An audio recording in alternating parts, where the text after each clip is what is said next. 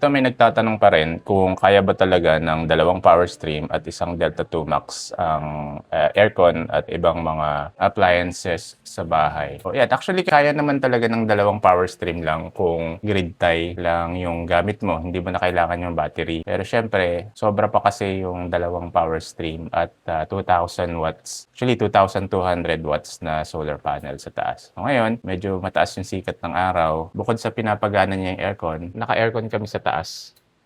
Ay, makikita nyo, pakita ko sa inyo.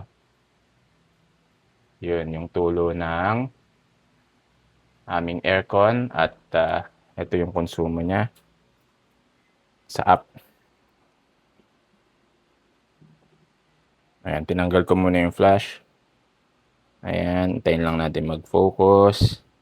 Ayan, nag-generate ngayon ng 1.52 kilowatts yung ating apat na solar panel sa taas, 2,200 watts yung capacity niyan. Pakita ko sa inyo, punta lang tayo dito sa home. Ayan, ito yung smart plug ko.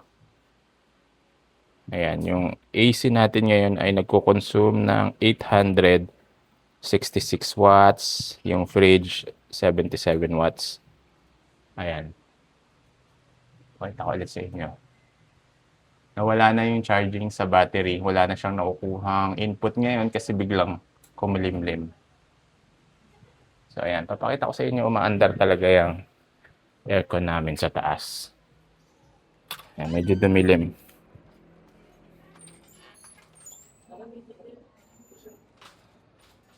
O, ayan.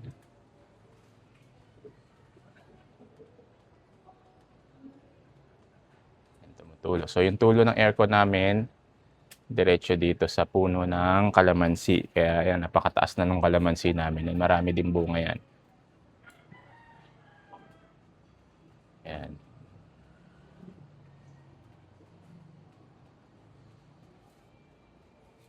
Ayan, sa mga nagda-doubt at nagtatanong kung kaya ba talagang patakbuhin ng ating dalawang power stream ang isang aircon, kayang-kaya po. Basta yung sikat ng araw ay mataas. Saan ba yung araw?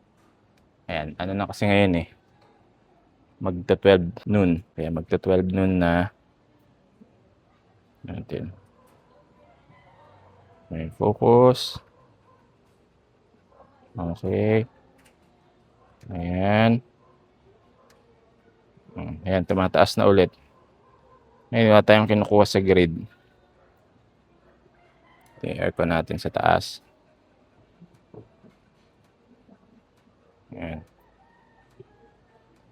So, yun lang muna. Puro shorts muna tayo. Medyo naging busy last week. Actually, the past few months. Tapos yung last video ko, hindi pa nagwa 100 views. Pag nag 100 views, upload ulit ako ng medyo matagal-tagal na long format. Ayan, balik tayo dito. Ayan. 44 degrees centigrade yung ating working temperature right now. Ayan.